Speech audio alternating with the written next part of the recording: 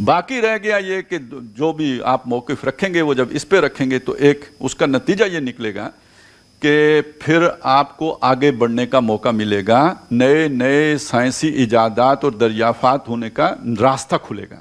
نہیں تو آپ اگر وہ محض جو پرانے فلسفی ہوتے تھے ان کی طرح اگر آپ چلیں گے تو صرف اندازے اور تیر اور تکے ہی ہیں. ارسطو بہت بڑا منطقی سمجھا جاتا ہے، لیکن اس کا یہ لطیفہ بھی مشہور ہے کہ اس سے کسی نے پوچھا کہ عورت جو ہے وہ ناقص العقل کیوں ہے. یہ پرانا فلسفہ ہے کہ عورتیں ناقص العقل ہیں. تو ارسطو سے کسی نے پوچھا کہ عورت ناقص العقل کیا ہے، کیوں ہے؟ تو اس نے کہا کہ اس کے 32 دانت نہیں ہوتے. پہلی دلیل تو دیکھیے کیا ہے، عقل کے ساتھ دانتوں کو جوڑا ہے. اور دوسرا یہ کہ عورتوں کے 32 دانت نہیں ہوتے. یعنی اس نے کبھی، یعنی یہ پرانے جو فلسفی ہوتے تھے یہ کام کرنے کو، یہ کمی والا جو تصور ہے نا یہ ان کا ہے. یعنی جو ایرسٹوکریسی کیا ہے، اشرافیہ، ان کا کام کرنا نہیں ہے. یعنی جو بندہ کام کرے گا وہ اچھا سوچ نہیں سکتا، اور جو اچھا سوچے گا وہ کام نہیں کرے گا. یہ ایک جو ان کا ایک طور طریقہ تھا. تو یعنی سوچنے والا بندہ دنیا کا سب سے نکما آدمی، بالکل فضول فالتو، گھر میں بند، اور وہ بس ہر وقت جو ہے نا وہ آنکھیں اوپر اٹھائے اور ٹھوڑی کے نیچے ہاتھ رکھے اور سوچتا رہے گا. نوکر چا کر اس کی خدمت کرتے رہیں گے، مٹھی چاپی کرتے رہیں گے، کھلاتے پلاتے رہیں گے. یہ بندہ سوچتا رہے گا. مفکر ایسا آدمی ہوتا ہے.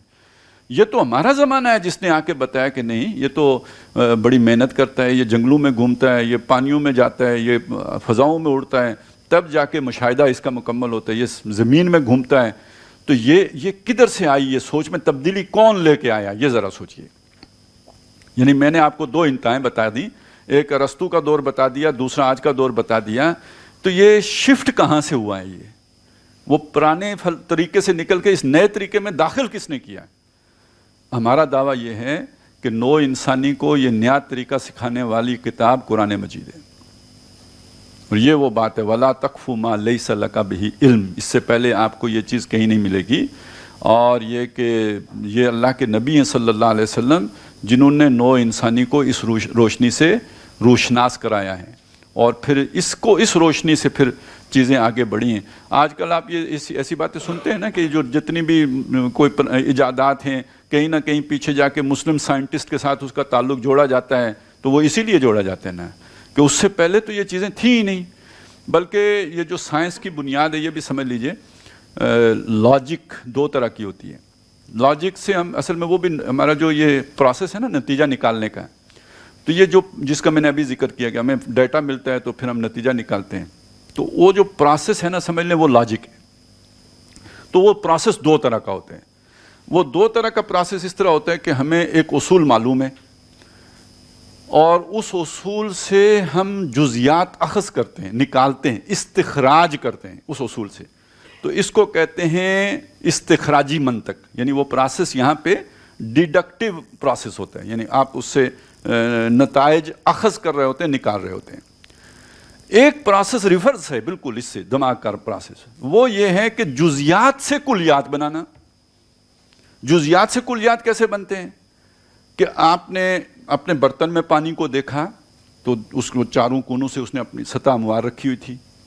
آپ نے اپنی ٹینکی میں، پانی کی ٹینکی میں دیکھا تو وہاں بھی وہ اونچا نیچا نہیں تھا، بالکل برابر تھا. آپ نے دریا میں پانی کو دیکھا تو وہاں بھی وہ سطح برقرار رکھے ہوئے ہیں. تو جب آپ نے 5-6 جگہوں پہ پانی کا اس طرح مشاہدہ کیا، اب یہ جزوی مشاہدہ، آپ نے ساری دنیا کا پانی نہیں دیکھا ہے، آپ نے ایک اصول وضع کر لیا کہ پانی سطح ہموار رکھتا ہے. تو یہ جو اصول آپ نے بنایا یہ کس چیز سے بنایا؟ جزیات کے مشاہدے سے آپ نے کلیہ اخذ کیا ہے.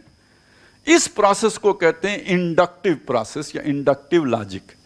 استقراء، یہ قرآن کا لفظ اسی مادے سے بنا ہے، یعنی جہاں چیزیں جمع ہو جاتی ہیں. تو آپ نے اجزاء کو جمع کر کے ایک اصول بنا لیا. اب آپ مجھے بتائیں کہ سائنٹیفک طور طریقہ کون سا ہے؟ یہ انڈکٹیو لاجک جو ہے. تو دنیا میں انڈکٹیو لاجک سب سے پہلے انٹروڈیوس ہی قرآن مجید نے کرائی ہے، اس سے پہلے نہیں تھی. پروسیس تھا، ان نون تھا، یعنی انسان غیر شعوری طور پر یہ پروسیس کر لیتا تھا، لیکن یہ کہ اس کو باقاعدہ شعور کی سطح پر قرآن مجید لے کے آئے ہیں. اور اس کو کیسے یعنی آپ اگر قرآن سے دیکھیں نا تو قرآن نے کیسے کہا. اللہ کے وجود کے اس بات کے لیے قرآن نے اسی لاجک کو استعمال کیا ہے. افلا ینظرون الی الابل کیف خلقت والی السماء کیف رفعت والی الجبال کیف نصبت والی الارض کیف سطحت. یہ مختلف چیزیں, اس کے پیچھے اصول تلاش کرو.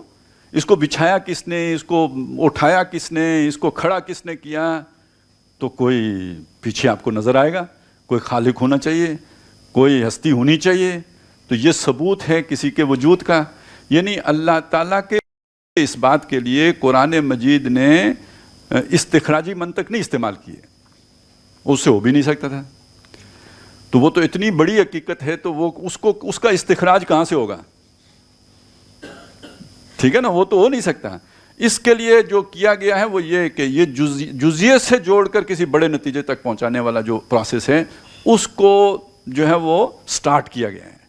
اور یوں چل کے پھر انسان جب آگے بڑھا ہے, اچھا جو اللہ سے جڑنے کا جو نتیجہ نکلتا ہے تو اس کا ایک نتیجہ یہ ہے کہ پھر آپ پر نئے حقائق منکشف ہوئے. یعنی اس پروسیس میں جانے سے پھر انسان آگے بڑھا ہے. تو پہلے مسلمان بڑھے, پھر مسلمان سو گئے یا سلا دیے گئے. اصل میں یہ قرآن مجید صرف ایک ہی رخ پر تو تربیت نہیں کرتا ہے نا, یہ معاشرے کے اندر بھی انقلاب لے کے آنا چاہتے ہیں. مسلمانوں نے جب وہ نظام قائم کر لیا جو ظالمانہ تھا, جابرانہ تھا, تو قرآن مجید اس سے متصادم تھا. قرآن وہ افراد تیار کرتا ہے کہ جو بغاوت کرتے ہیں ظلم کے خلاف. تو یہ مسلمان بادشاہوں کو سوٹ نہیں کرتا تھا کہ قرآن مجید کی تعلیمات مسلمانوں کے اندر عام ہوں, لہٰذا نکال تو سکتے نہیں تھے قرآن کو. تو انہوں نے کہا سورہ یاسین پڑھو بندہ مر جاتا ہے, سورہ مزمل پڑھو رزق ملتا ہے, سورہ ملک پڑھو قبر میں جو ہے عذاب نہیں ہوتا ہے. اے ہی لگے رہو, سوچنے کی ضرورت نہیں ہے, اس پہ غور کرنے کے. آج بھی آپ اس روایت کو اگر لے کے چلیں گے, یہ آیت پڑھنے سے اتنے 1000 سال کے گناہ معاف ہو جاتے ہیں, یہ آیت پڑھنے سے بابے بھی بخشے جاتے ہیں, یہ آیت پڑھنے سے جن قابو آ جاتے ہیں, بس ان چکروں میں ڈال دو ان کو. عامل یہ آیت پڑھتے رہو تو حل خود چل پڑتا ہے. یعنی آپ پہلے تو ٹریکٹر نہیں تھے نا, انجن سے نہیں چلتے, جنات چلاتے تھے. تو یہ عمل قرآن یہ ہوتا تھا, یہ آیت پڑھو آپ کا مکان جن تعمیر کر کے چلے جائیں گے. تو ان چکروں میں لوگوں کو ڈال دیا, اس کے فہم اور سمجھ سے دور کر دیا. اور بہرحال اللہ تعالیٰ نے تو اپنے نور کو بجھنے نہیں دینا تھا نا. اور یہ بنی نوع انسان ساری کی ساری آدم کی اولاد ہے. تو یہ پھر شفٹ ہو گیا کہیں اور سے. وہ جا کے جیسے ہوتا ہے نا کینسر, ادھر سے آپ روکیں تو کہیں دوسری جگہ سے جا کے نکلتا ہے. تو جہاں پاور ہوتی ہے تو وہ پاور پھر کہیں نہ کہیں سے اپنا اظہار کرتی ہے. تو اللہ نے انسانوں کے اندر یہ جو بیج ڈالا تھا, جب مسلمانوں نے اس کے پنپنے کا راستہ بند کر دیا تو پھر اس کا جا کے آغاز جو ہے وہ رینائنسنس موومنٹ کے ذریعے سے مغرب سے ہوا. یہ ان کا ذاتی, وہ تو اندھیرے میں تھے, ڈارک ایجز میں تھے. وہاں بھی روشنی کی یہ کرن جو ہے یہ محمد الرسول اللہ صلی اللہ علیہ وسلم ہی کی ہے جو وہاں پہ پہنچی ہے, انڈائریکٹلی پہنچی ہے. ان کو ادراک نہیں کہ ہمارے پاس کہاں سے آئی ہے, لیکن یہ کہ گئی یہیں سے.